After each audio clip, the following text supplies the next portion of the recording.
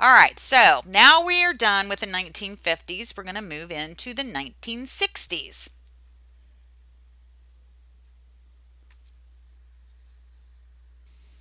Women of the 60s were in flux. You still had that the old idea from the 50s that women should be at home barefoot and pregnant, the perfect wife, the perfect mother, but you now also are seeing this emergence of women that say no, we don't want that. So the 1960s is a time of great change for women in that view of motherhood, marriage, and what your general life should be like. So some women are throwing off the bonds of marriage and saying, I don't need a man, I don't want children. Brand new things are on the horizon for women in the 1960s. But the bad thing is, before you had like the men who were really pushing the women back into the kitchen in the 1950s, but in the 60s, you have women attacking women who don't agree with that because their brains have been warped in the last decade into believing that makes you a perfect woman to be the perfect wife and perfect mother. Now, education is changing too. Education for women isn't the Mrs. degree as much as it was before. You still have some women that are left in that mentality that you're going to college just to get a man, but you also have women who truly are getting degrees and graduating with a means to support themselves because of the degrees that they get. Dress is going to be all kinds of different things, and we're going to talk about the hippies in a little while. But hippies, I guess, is the biggest one and the biggest change because hippie women wore these very loose, kind of smock dresses where you couldn't see your figure. And for the very first time, they weren't wearing underwear; they were burning their bras, like truly, literally burning their bras. You couldn't tell, like I said, because the dresses are kind of just hang off of them. So it's not about a woman, her figure exciting a man anymore. It's about her being comfortable. You also had the little black dress for the very first time, thanks to Audrey Hepburn in the 1960s. So the picture I have over here of the 60s women, they're all right. Every single one of them are right. But just know that the big one is that some women, the hippies specifically, are saying this is more about me. How I dress is more about me and my comfort. And don't forget the burning bra thing because that's pretty important. Women 100 years before that would have been put to death for things like that. Now, jobs and income. Jobs are still going to be secretaries. There's still going to be nurses, but you've got more women moving into teaching jobs that include the maths and the sciences. So that's a big one. And I actually had a student tell me that she read somewhere that the first female bartenders emerged in the 1960s. So I'll have to double check on that. But that's pretty interesting. So jobs are opening up for women in the 60s. There's going to be new jobs created, like department stores and things like that. And so women will start moving into that kind of realm as well. We got fewer women in the factories, but we've got women now that are like sales ladies at stores in the 60s. So they're selling the product that the men are making now. Birth control, 1961, that pill is going to finally be made legal. It doesn't mean that every state is going to be okay with it, and we'll talk about that in a minute. But no, in the 1960s, the pill is actually available for women for the first time. Media of the day is still going to be directed at women. The difference is that it's not all about making the drudgery of your housework better. Now it's about the type of music and clothes and magazines that interest women. So it's more about women's interest and not so much about getting your housework done quicker and better. Big difference for the ladies. So the second real wave of feminism comes in the 1960s, and it is sparked by a book called The Feminine Mystique, written by Betty Friedan. And basically, Betty Friedan said the women of the 50s are faceless. You see this picture here. This is kind of a creepy picture to me, but she says they're faceless. They have no identity. They are only a wife and a mother. The mother of the wife of. She doesn't have a name, and so women are going to read this book and kind of get angry. Like she names the issues, the private issues that women were feeling about not having an identity, and it gave women a sense of belonging and a sense that they weren't crazy for not thinking that mommyhood and being a wife was the best thing ever. Women have been taught that if you didn't feel like your job was that, wife and mother, then there was something wrong with you. And Betty says no. There are lots of us that feel that way, and so we need to move on to something else that makes us happy. So Betty's really going to get women on board as a group to say, we don't want this life anymore. Now, there is going to be a reaction, of course, there always is, and that renewed cult of domesticity that emerged in the 50s, where you are supposed to be the perfect wife and mother. You still have ladies that believe in that. You still have men that believe in that. And so it will be a fight between the 50s mentalities and the 60s mentalities, with Betty Friedan at the head of the women who want change and want true equality and feminism. All right, so the hippie movement, I mentioned the hippies. The hippie movement is what women felt it liberated them. They rejected marriage. They believed in free love. No more children. They're saying they don't need children. Now, free love for them meant that you didn't have a permanent sexual partner in many cases, and no more children. Sometimes that doesn't go hand in hand. If you're practicing free love and don't want any more children, a lot of ladies found themselves in a bad situation in the 1960s because of that. But hippies basically believe you don't own anything, and you don't have to stay monogamous to a partner. It's free love. You just move on to the next thing that makes you happy. So it was actually inspired by the civil rights movement, and you will see these people that are vying for feminist rights and civil rights working hand in hand. All right, so we have to talk about an organization that emerged in the 60s that really did make some profound changes for women, and that is the National Organization of Women, or the NOW organization. It was organized by Shirley Chisholm, and she is the first black woman ever elected to Congress. She's also the first black woman to run for president, and she will do that in 1972. She asked Betty Friedan to join her cause to open the doors for people who were having them slammed in their faces basically in the 60s. And together their goals emerged as equal rights for everyone. But of course, the NOW is going to focus on women, but they believe in equal rights for everyone. They wanted gay rights. This is the first decade that you have homosexuals that are telling people that they're homosexual, and they're getting hurt when they admit it. And Shirley and Betty want to do something about that. And then, of course, it all kind of culminates into those reproductive rights in the 60s because of the pill being legalized in 1961. So make sure you remember Shirley and Betty working together through the NOW organization for these three rights. All right, so let's go back to reproductive rights. You remember Margaret Sanger in 1910? She was arrested under the Comstock law because she put paraphernalia in the mail about contraceptives, and the powers that be said it was lewd, or not nice stuff and sexual stuff, and you can't put that in the mail. So she was arrested under the Comstock law, but it did not stop her. Margaret Sanger raised money, enough money to have the pill developed, and she's not a scientist now, but she paid to have the pill developed. And in the end, in 1961, it was made legal at the federal level. But here you have 31 states that ban the word contraception like it's a dirty word, and 24 states will ban the selling. So the federal government said, yes, you can use oral contraceptives, but when it comes right down to it, we're going to make this a state right, so the states can decide whether you can actually buy the pill in that state. And so it's still a controversy.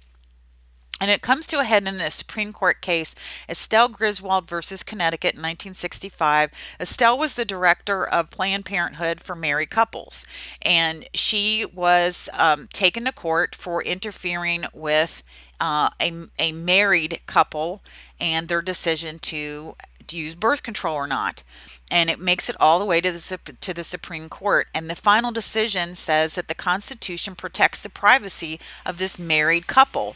And so if they privately want to go to Estelle and get help about contraceptives, then they're allowed to, because it is a private right.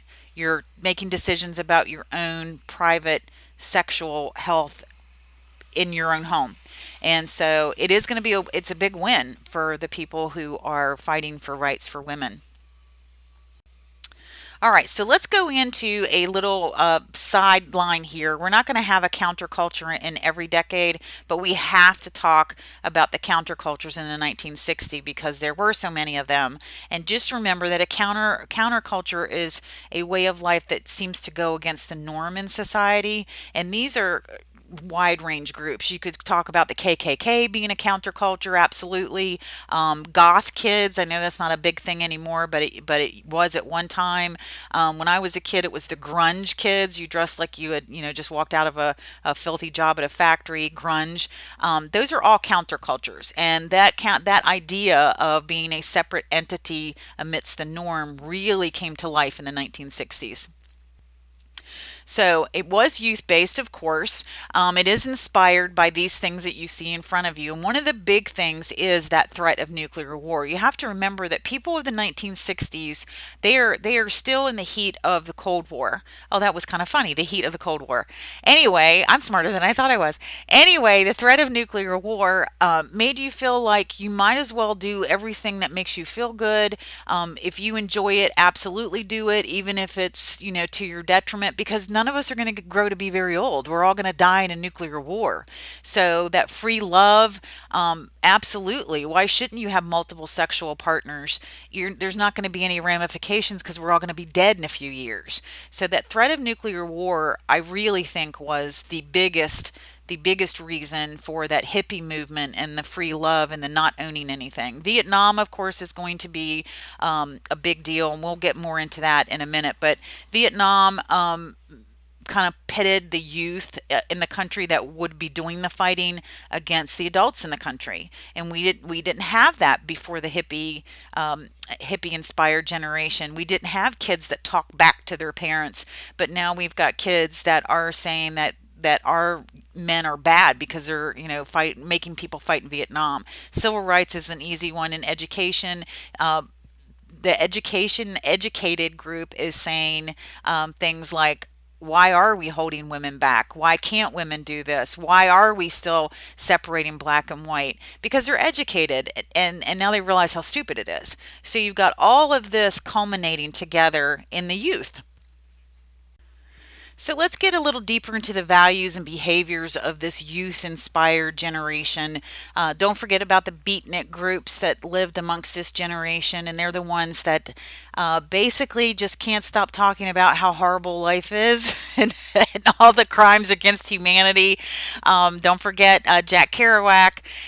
There people want to vent, I think is what it is. But picture them in a dark room wearing dark clothes, sometimes dark sunglasses, with a snapping of the fingers or some light music behind them, and they're just basically spewing everything that makes them sad. That's the beatnik tradition. So you don't keep anything inside, you let it all out with the beatnik tradition. They are absolutely anti-establishment. This is where you get that the man is after you, being the government kind of thing. And again, it is college kids that really change the tide here in America with their anti-war and pro-civil rights campaigns. So civil rights, great. Did I say civil war? Pro-civil rights is great. Anti-war, here's the deal. I hope that our Vietnam vets came home to a very unfair reality where America had turned against them. We were calling them things like baby killers, refusing to hire them in the private communities. We saw them as bad guys. And the reason that we did is because of college kids. College kids didn't have to go to war until they graduated and got their degree. And as these boys are going for closer and closer to their graduation date, they're getting scared. And so these boys decide we've got to do something to end the war. I don't want to go to Vietnam. And so they created these horrific campaigns saying that, we shouldn't be in Vietnam, that we were just there to kill innocent people, and Vietnam didn't want us there. And they really made our military look bad. And the reality of it was they did not want to go fight in Vietnam. I can't blame them. I can't say I wouldn't have jumped on board. But that's the reality of it. Our Vietnam vets were not over there doing anything evil. They weren't there because they were bad people, but the college kids, scared for their own lives, really turned our opinion here in America against our Vietnam vets. The mantra became don't trust anyone over 30. Don't you wonder what happened when they turned 30? Do they turn on themselves? And again, you have those college protests. That really was the way to get the word out. There were college protests everywhere, and we will get into more of those later. All right, so the hippies, their big thing, of course, is social protest. Look at the guy over here with his putting his little flowers in the guy's rifle. You know that soldier hated him for that. Sexual liberation, that free love. They wanted a utopian community where you owned nothing. You didn't own a bed. You didn't own your own clothes. You shared everything, and you were all happy together and mostly high. So free love. It wasn't just free love and not having the same partner. It was free everything. Like you all share everything and you own nothing. Why would you own anything when the world is going to blow up at any minute? You know, you shouldn't want material things. Music's going to play a big part in that. That really does bring people together and starts helping them to think alike through the words of famous musicians. And it is a drug culture. So they do stay high quite often. They try anything that there is out there, again, with the idea that we're not going to live long. We might as well try it all. And if it makes us happy, we'll try it again and try it more. So Woodstock is going to be the culmination of that hippie movement in 1969. Woodstock was actually in a field out in the middle of nowhere. It was supposed to be a teeny tiny little affair, and it just blew up. Nobody's really sure how exactly it happened, but suddenly you have people like the Rolling Stones flying in, and Janis Joplin, and anybody else you can think of in the time period. And that really was that final 3 day culmination of the hippie movement, the last big hurrah. And it really was a 3 day drug fest, is what it was, and sex fest, that's what it was, with music in the background. So just know Woodstock as kind of their last hurrah. All right, so let's talk about civil rights of the 1960s. All right, so we've already talked about civil disobedience and nonviolence with Martin Luther King, but let's talk about some important groups, large groups that also believed in this. And one of the big ones is the SNCC, which Martin Luther King, of course, will be part of. So, Student Nonviolent Coordinating Committee. They want change through nonviolence. Then you have CORE. CORE sometimes had a little bit of violence happening with it, but not very often. But you will have MLK more attached to the SNCC than the CORE. And of course, you know the NAACP, it's been around for quite a while, but by the time that the 1960s came along, or the beginning of the 60s, they had kind of dwindled a little bit, but they will be back full force in your face in the 1960s, and they have not lost power since. So the NAACP, very powerful entity. One of the big things they did was sit ins. And they would go to places where they weren't supposed to go according to the social expectations, like lunch counters. And they would sit there and they would allow the whites to do horrific things to them, spit on them, throw food on them, beat them up.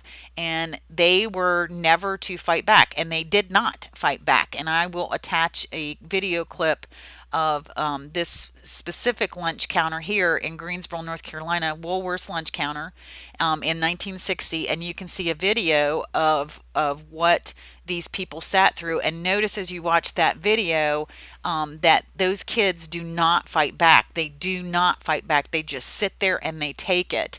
And it's supposed to show the world how horrible they are being treated. And they're not violent people, but they're being treated with violence. So it's going to make a huge statement. So I'll put that clip, the web address on here, and you'll have to go and watch it yourself. Don't forget to. It's important, and it's a pretty important piece of history to have this actual video of it. So watch it. All right, we also have a group called the Freedom Riders, who in 1961 decided that they were going to try and desegregate interstate bus systems. We already had the Montgomery bus boycott, but these guys want to integrate interstate bus systems, so that basically you're gonna integrate the entire country's bus system if you do the interstate bus system, and that was their goal. So the SNCC, of course, is involved. There's over 400 men and women, black and white, that ride this bus together, seated together, mixed together, and they're supposed to show like, hey, we're sitting together and the world doesn't blow up. But this one bus got stuck. They had trouble. The one that you see in the picture here, they had trouble with their engine and they had to pull over and go look for help. And the community realized that they were the Freedom Riders, and they barred the doors and set the bus on fire. And there were actually some local law enforcement that were there helping, and they were screaming things like burn them alive, fry them. They were using the N word. And some other local authorities saw what was happening, took it under control, got the kids out. They got some smoke inhalation, but nobody was killed. But the violence had happened. So you would think that these kids would be absolutely terrified and want to go home. Nope, they just found another bus and continued their ride. So they rode all through the South, proving to people that the world will not fall apart if we ride together, black and white. To us, that just sounds like a stupid, stupid thing to even believe. But to them, they really believe that, that was supposed to be the way of the world. So SNCC and Freedom Riders. And again, I don't know why I added that in there. Violent Southern resistance. That's pretty daggone violent. See the fire? Violent. Burn them alive, fry them. Pretty daggone violent. I didn't really need to add that, but put it in your notes. All right, so there is going to be, of course, the March on Washington in 1963 with Martin Luther King, and he again partnered with the SNCC and 250,000 people at the Lincoln Memorial. He asked to come several times, and Kennedy said no, that this was not a good time to be talking about race relations in 1963, Cold War's heating up, and we'll learn more about that in a minute. But Kennedy's having some real issues in 1963, and he keeps telling MLK no, and finally Martin Luther King says, I'm coming. There is never a good time to talk about civil rights. I'm coming. And so, of course, the entire city stood back and waited for something horrible to happen, and it did not happen. 250,000 people joined together at the Lincoln Memorial, and nothing happened. Nothing. Nobody got in any arguments, any scuffs. Nobody threw a punch. He kept his word. They were there to listen to his speech, the I have a dream speech, and that is exactly what people did. And I will also put the link up for that here so you can go and listen to his magnificent speech. Now, not everybody is going to love Martin Luther King and his speech, and one in particular is George Wallace, the governor of Alabama in 1963. He screamed segregation now, segregation forever, and he's the governor of Alabama. So he's going to make it okay for local police to basically do whatever they want to do to the black community in order to keep segregation alive in Alabama. And I'm telling you, he stood in front of a giant crowd and screamed segregation forever. So you see the horrific pictures here where the police are setting dogs loose on innocent people. The fire department is hosing them down. That's all George Wallace doing that, trying to keep things segregated. So Martin Luther King, of course, in response, is going to hold sit-ins. They're also going to do boycotts. No black will buy any from any white merchants during the time. They will march, and they will very publicly show the police brutality in Birmingham, Alabama. So that's where these pictures came from. MLK made sure that there were plenty of pictures, and they were splashed on newspapers across the United States to shame the South, Alabama specifically, for what they were allowing to happen to their black community. So, of course, with the sit-ins and the boycotts and the marching, the white community feels the pressure, especially with the boycotts, because they're losing money. So they decide that they will desegregate lunch counters. They will remove the white-only signs. Now, that doesn't mean that it's going to be desegregated in reality, but it's a start. The signs are coming down, so that's a big deal. They also agreed to hire more African Americans. That happened in some cases, not all, but it did happen. And again, baby steps here, baby steps. And of course, all of this is going to lead to the Civil Rights Act of 1964, which says that two-prong here. It says that you can't separate white and black in public places, and that includes the lunch counters. So you cannot separate black and white in public places, and you cannot forbid somebody to have a job because of their color. So racism gone in the workplace and gone in public places. It's supposed to be, but again, people will fight, and we'll talk more about that in a minute. But it is a big baby step here, that Civil Rights Act of 1964, which was signed by President Johnson. All right, so let's talk about what the South, who was still believing in segregation, did.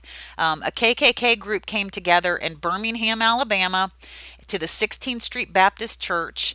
It was a very powerful church in the community. Martin Luther King actually preached here several times. Civil rights leaders gathered here and preached here, and it was a very active building in the civil rights movement. And so the KKK decided to blow it up.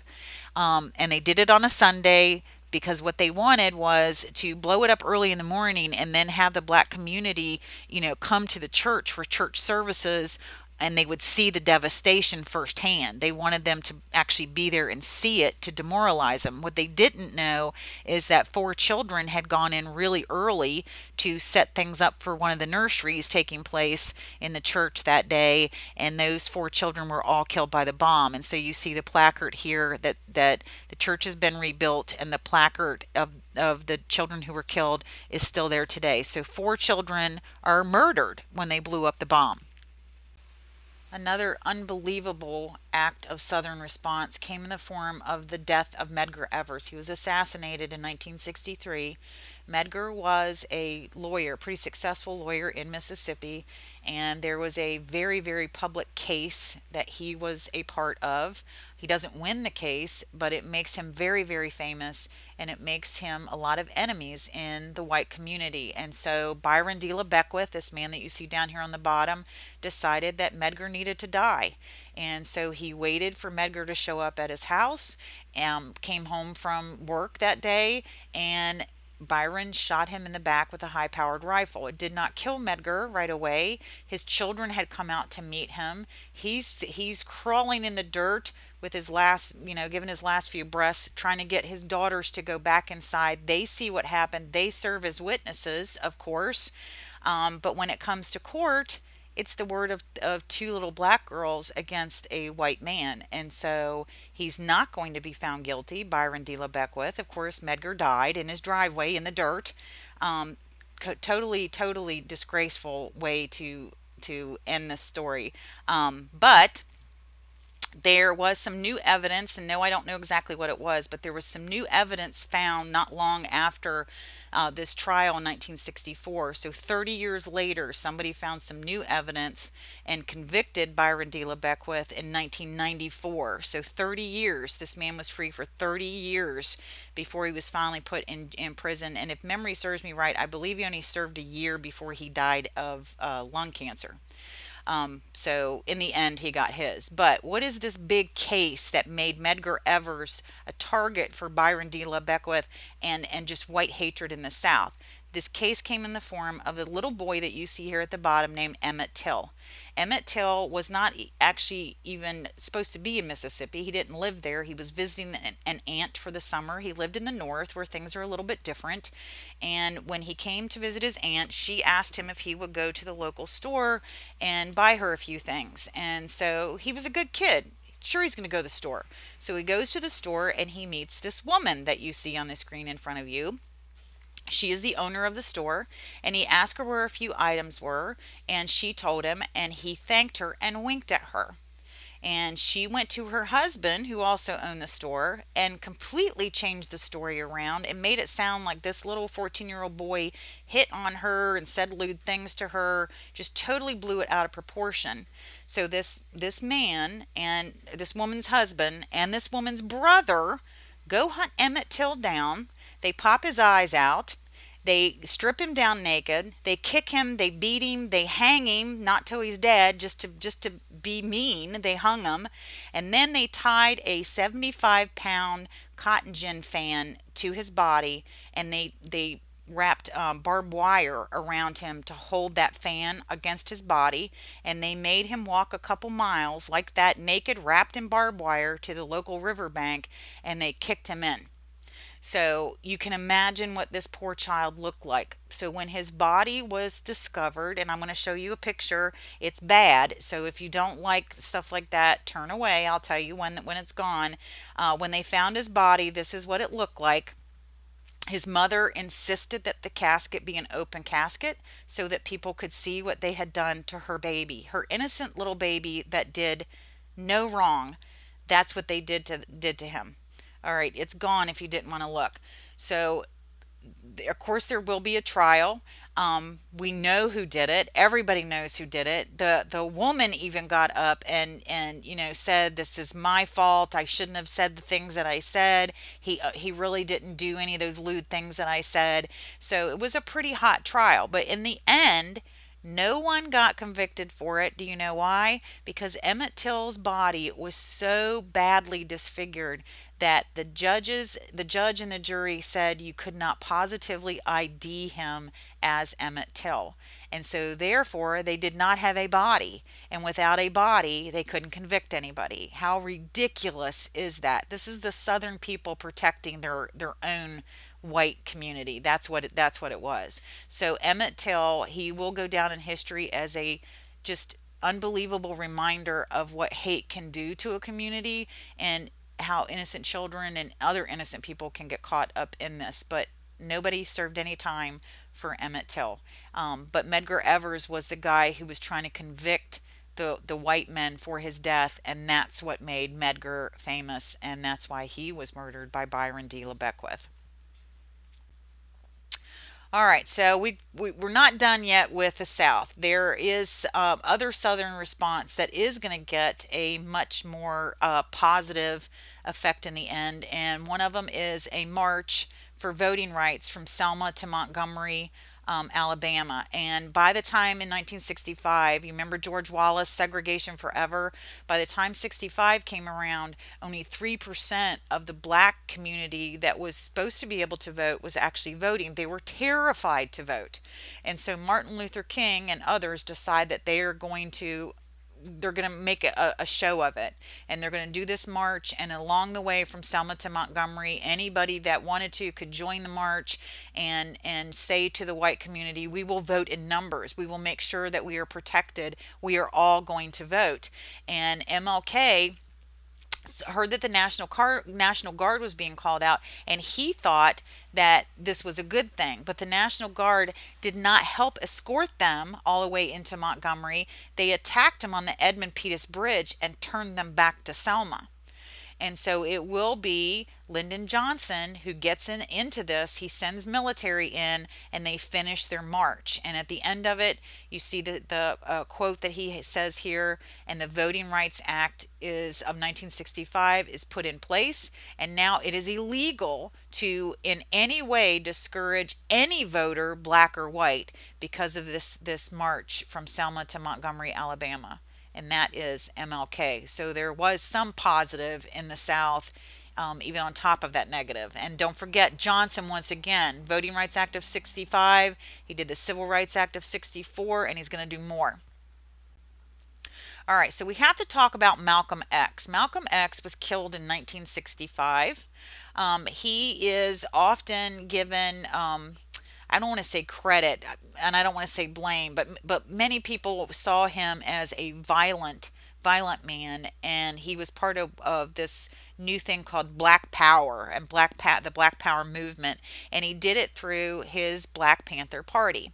So let me tell you a little bit about Malcolm X and compare him a little bit to Martin Luther King. Martin Luther King grew up in the home of a pastor. His daddy was a pastor. He was well loved. He lived in a nice house in a nice community.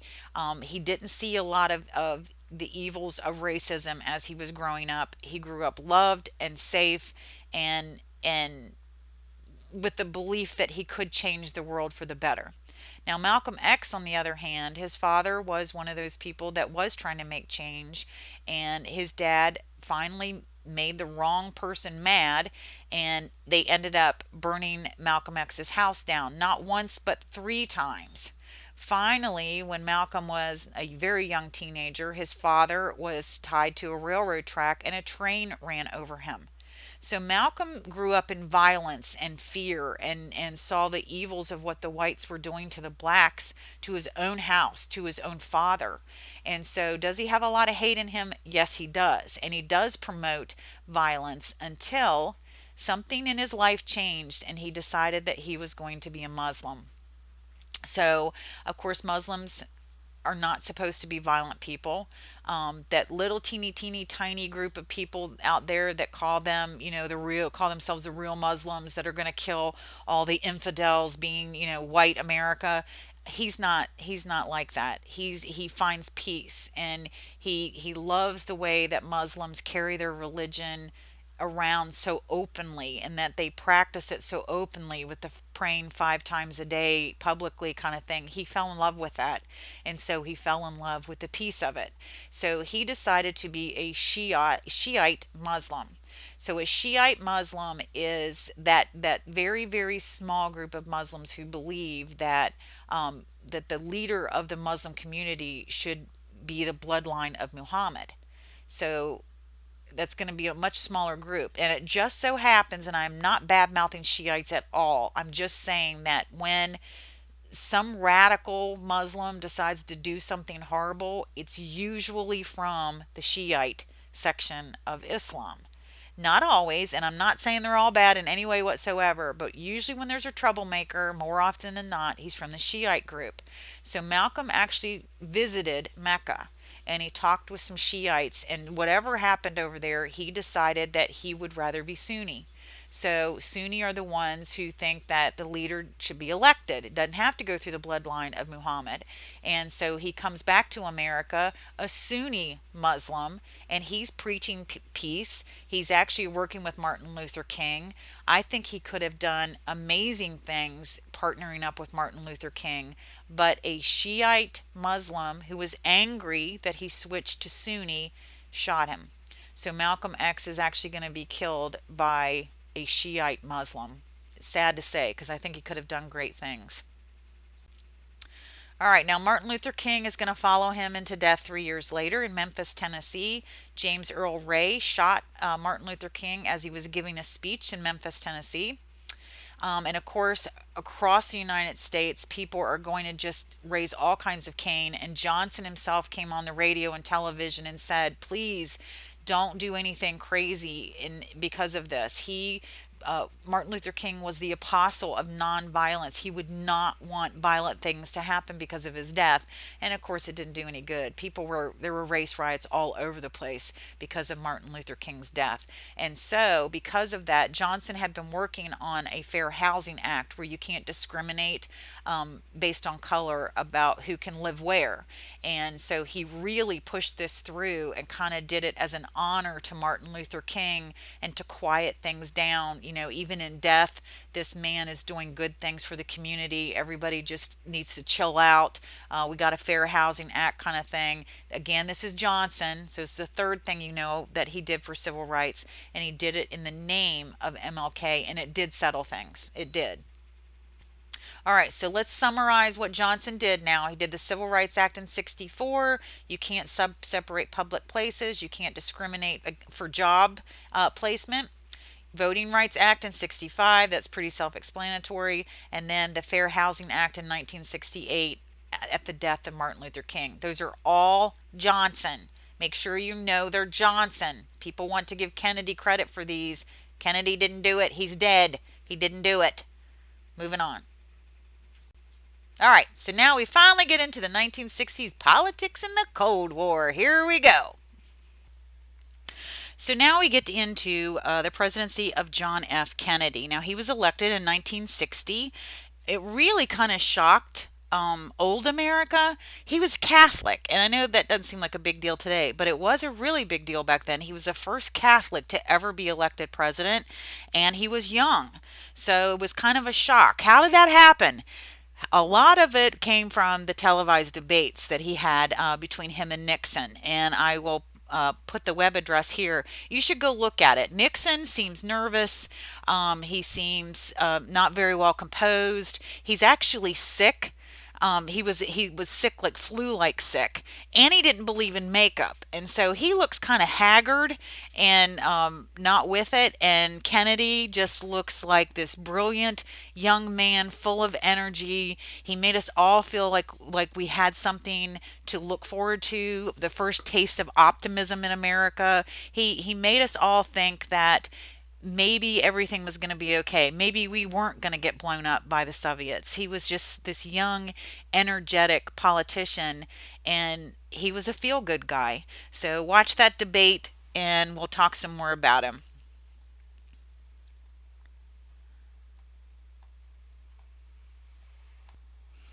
I'm sure you've all heard the line from Kennedy's inaugural address: ask not what your country can do for you, but what you can do for your country. So that's one thing that revved people up. Here's some of the things that he promised in his platform. He called his platform a new frontier. And of course, we were in the space race, so that was part of the new frontier. He promised progress for civil rights. He never signs a single civil rights piece of legislation into action. It's all Johnson. He promised that he would raise the minimum wage. We'll talk about that in a minute. Equal pay for women, not going to happen. Rebuilding inner cities doesn't happen. Federal aid for education, sort of. And he initiated a Peace Corps. But here's the thing: there was a young senator from Wisconsin, Henry Roos. It's spelled Reuss, I believe. He started a program very much like the Peace Corps, and John had gone to kind of this introduction thing about this. It wasn't called the Peace Corps yet, but it was a program that got young people to go all over the world and help in third world countries. And the response to this organization at this meeting that John was at was just unbelievably positive among the young people.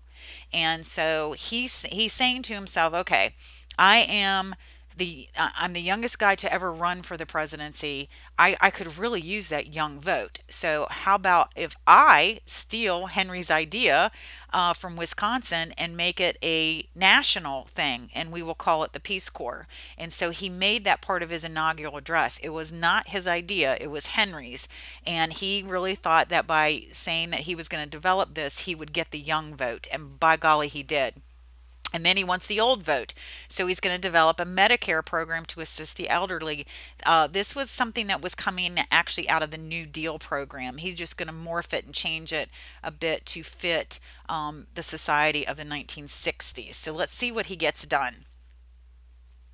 All right, so he does do the Peace Corps. We talked about that. And again, he pledged that he would do all kinds of things on civil rights. He had the stuff, the legislation in front of him, but he never signed anything. And it was to the extent that people were starting to get really angry. You promised us that you would do something with civil rights. He got the black vote because of it. All this legislation is sitting on his desk and it's not getting signed. People were angry enough that they created a program called the Ink for Jack program. Now, his nickname was Jack. I don't know why, because John and Jack are both four letters, but they called him Jack. And so this campaign collected ink pens from across America. They raised thousands and thousands and thousands of ink pens, and they sent them all to the White House boxed up with a note: if you can't find a pen to sign the legislation, here it is. So people were not happy with Kennedy. They felt like he was letting them down on the promises that he made at his inaugural address. He did get the minimum wage raised from a dollar to a dollar 25. That's, you got to say, that's a pretty good thing. I mean, for back then, a dollar to a dollar 25, that's pretty good. Everything else Congress is going to deny. So even the Medicare, Medicaid kind of thing, again, it was something that he borrowed out of the New Deal. It doesn't really get any changes. So he got the Peace Corps, yes. Not his idea, he stole it. He got the minimum wage from a dollar to a dollar 25. No legislation was ever done to make pay equal for women under him. Everything he tried to push through, Congress denied. So Kennedy already has some people upset, especially the black community. And then things are going to get even worse for him. He makes some enemies in Cuba under the name of Fidel Castro. Now, here's the thing. Um, it was actually President Eisenhower who was approached by a Cuban rebel group known as La Brigada. And La Brigida, they're Cuban now. They live in Cuba, and they did not like the idea of being controlled by Castro. So they came to our American president, Eisenhower, and asked for help. Will you train us? Will you give us weapons? More importantly, will you give us air support on the day that we try to invade our own country and take it back from Castro? And Eisenhower said yes. So Eisenhower is having all this things done, and it's a lot slower of a process than he imagined that it would be. So Eisenhower is on his way out, and Kennedy is on his way in. So Eisenhower has to go to Kennedy and say, "Here's what I've been doing. Are you willing to keep helping La Brigida?" Kennedy says yes. We'll keep training them. The day that they decide to invade their own country, I will give them air support. And so the day comes, they decide that they're going to land in this little water inlet known as the Bay of Pigs in Cuba, and they're going to try and take their homeland back from Castro. But Castro somehow found out and had laid a trap for them. And so our American soldiers were sitting back watching La Brigada, 1,500 men being massacred. And so our men called back to the United States. We need to help them. We've got to land. They're being slaughtered. And they were given the order from Kennedy, no, stay and watch what happens and then leave. You are not to get involved. And the men called back a second time. We can hear their screams. We are close enough to hear their screams. Let us help these 1,500 men. And Kennedy again said no. So the men that were there at the Bay of Pigs witnessed the death or the disappearance of all 1,500 La Brigada, gone from the face of the planet. And when they were brought back to the United States, they were sworn to secrecy. So the secret of the Bay of Pigs and the fact that Kennedy had allowed a communist leader really to defeat an American action, he hid it, and it will not be exposed until 1963. So that would have been bad enough. It's actually Time Magazine that exposes it. That would have been bad enough to find out, hey, our president kept this as a secret for 2 years. But in between the 1961 Bay of Pigs and the 1963 exposure of it, we have another problem, the Cuban Missile Crisis. So Castro knows that America was involved with La Brigada and trying to invade his country, and he's furious. And there is also a man in Russia named Khrushchev who hates us. So Khrushchev and Kennedy are going to go toe to toe. Khrushchev says to Kennedy, look, America has a bunch of missiles in Turkey aimed at us. I want them dismantled. So let's start backing off of these weapons of the Cold War, dismantle. And of course, JFK says no multiple times. So Khrushchev and Castro become very good friends. And Castro and Khrushchev say, you know what? If he won't dismantle, why don't we use Cuban soil to put missile sites aimed at America? And so that's what happens. Now Khrushchev is very open about it. He doesn't cover the things open or things coming over on boats to build the missile sites. He actually gives us a map of where all the missile sites are going to be. He shows us exactly what zones in America he's going to be able to hit with his missiles. Very open about it. And Kennedy finally, kind of like a little child, gave him an ultimatum. If we see any Russian ships in Cuban waters, we will consider it an act of war. You can't come here anymore. And of course, Khrushchev says, you don't have the right to tell me that. It's Cuban waters. I'm allowed to be in the Caribbean whenever I want to be in the Caribbean. So it ends up that they have a 13-day staring contest. At the end of 13 days, Khrushchev is going to launch the missiles and destroy America if Kennedy does not agree to start dismantling the missiles that are in Turkey aimed at Russia. And so for 13 days, they write these letters back and forth to each other. You need to stop this. You need to do this. You need to say that. You need to do this. And at the end of 13 days, I mean, we all know that we're on the verge of being blown up. And at the end of the 13 days, it is Khrushchev who blinks, not Kennedy. So once again, America is like, what, are you kidding me? You were going to blow us up just so you wouldn't have to say yes to Khrushchev. But you got to remember where Kennedy's sitting now. He is young. He's the youngest elected president. He is the first Catholic president. He's under a very watchful eye by the black community, and now he's got the world looking at him as their Cold War leader who's faltering. He doesn't want to be the Cold War leader who loses to a communist leader. So he's in a really rough position, and he makes some very bad decisions. So Bay of Pigs in 61, Cuban Missile Crisis in 62, and then the exposure of the Bay of Pigs in 63. Now here's the what it looked like. So you see that our missile base in Turkey could have hit every really big western city in Russia. So you can understand why Khrushchev was so upset. But look what Khrushchev can do to us. He can pretty much take our entire country unless you're living in Seattle. So it was a scary, scary notion for Americans at the time, and we're not going to take it lightly. So JFK also gets us into the start of Vietnam in 63. Now remember, this is the same year that the Bay of Pigs was exposed. He's going to send 16,000 American, he said, advisors or special forces to Vietnam to just kind of check out the situation.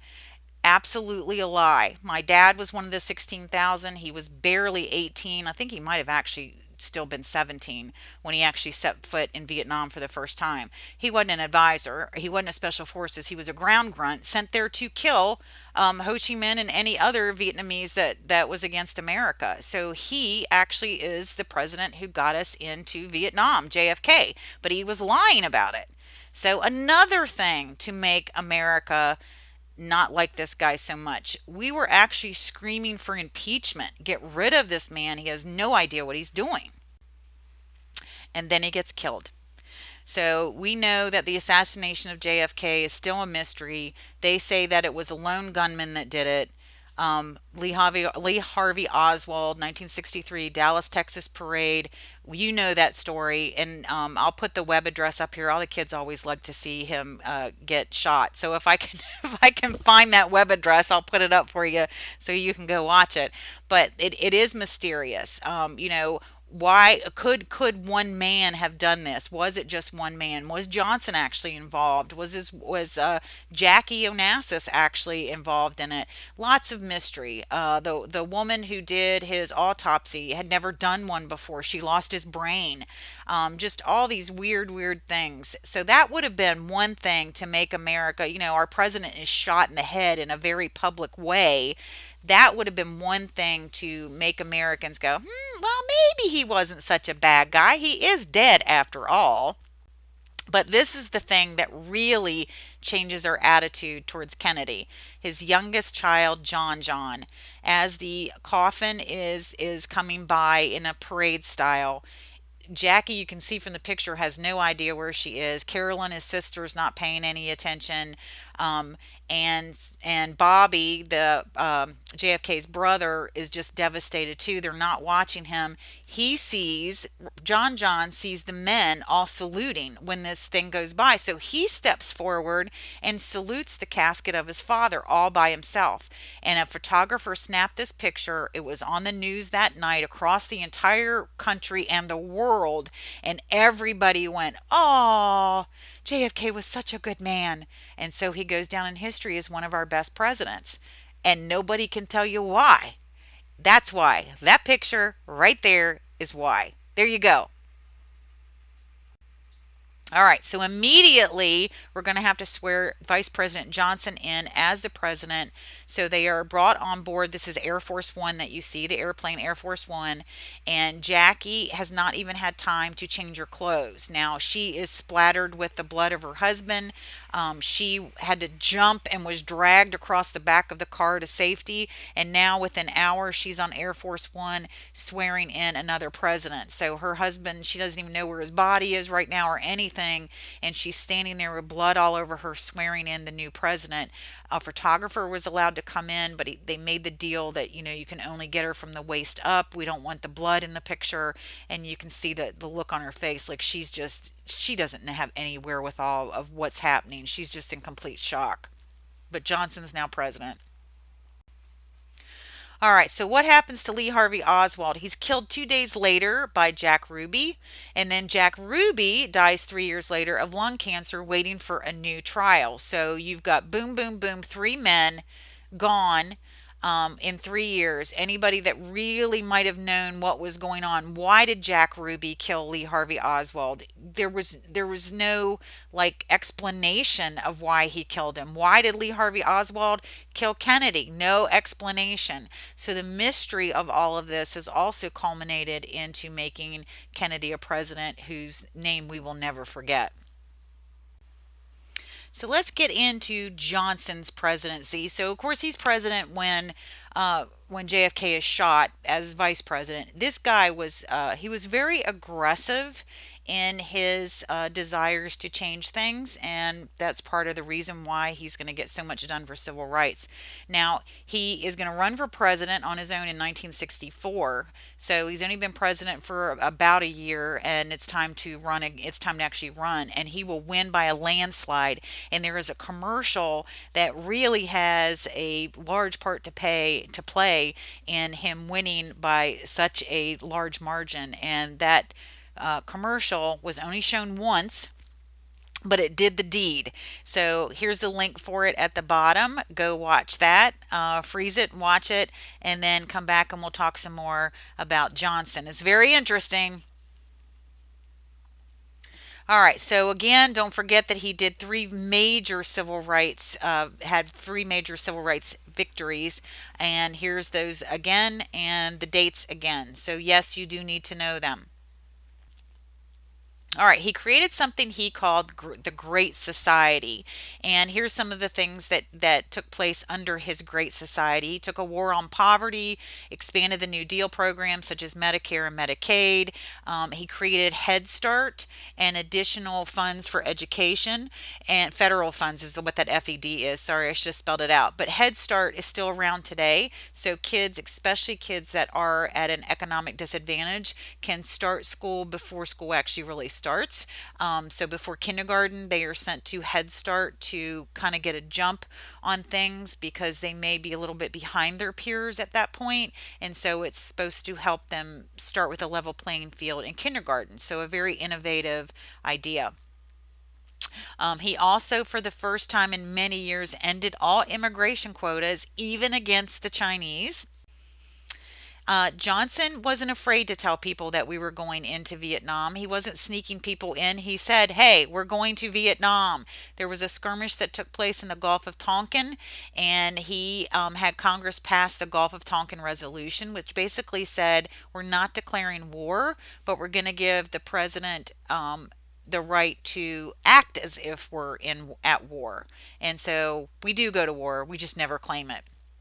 So he sends massive, massive ground troops in. 500,000 men are sent to Vietnam, and we absolutely intensify the bombing. Again, he's not shy about anything. We start using something called carpet bombing, where we totally disintegrate portions of Vietnam and Cambodia. So he is given basically a blank check by Congress to do whatever he wants. He's not afraid of it. Now, while all of this is going on, we also had some landmark cases for rights of the common citizen here in America, and those will take place under Chief Justice Earl Warren. Gideon versus Wainwright. You're probably going to, if you take a government class, see Gideon's Trumpet. It's a very famous movie about a pretty uneducated man who fought from prison and said, I'm in here because I wasn't rich enough to have an attorney, and I think I could have won if I had one. And so Gideon wins that court case, and now everyone that goes before a courtroom in America has the right to an attorney. And if you can't afford one, one will be appointed to you. And that is actually part of the Miranda warning. Miranda versus Arizona means that you have to be read your rights when you're arrested. And if you screw up on that, it might throw the entire case out. So, you have a right to attorney, you have a right to remain silent, all that stuff. That happens in 1966. So, two major, major court decisions for the justice for an average citizen. All right, so let's look at some of the more pivotal moments. In June of 1967, Muhammad Ali is drafted. He's refused. He's disgraced publicly. He wasn't being a coward. He was a Muslim, and he did not believe in going to Vietnam and killing people for something that he felt he wasn't really part of. So I don't want you to think that he was a bad guy. He wasn't. In 68, MLK is going to be assassinated. 68 also, you have Robert Kennedy being assassinated. That is the brother to Bobby. He was planning on running for president. He was not running for president yet, but he was running for a political office and was shot at one of his gatherings very publicly. So he's gone. Another heartbreak for America. We actually liked Bobby. And then Nixon is elected in 1968, and he won under that idea of he's going to restore law and order. And he actually had commercials saying, Vietnam was a waste of life and a waste of time and a waste of money, and I will pull us out with honor. So he's the first president to really say publicly, Vietnam's a very bad idea and we need to get out. All right, so on to the 70s, the groovy 70s.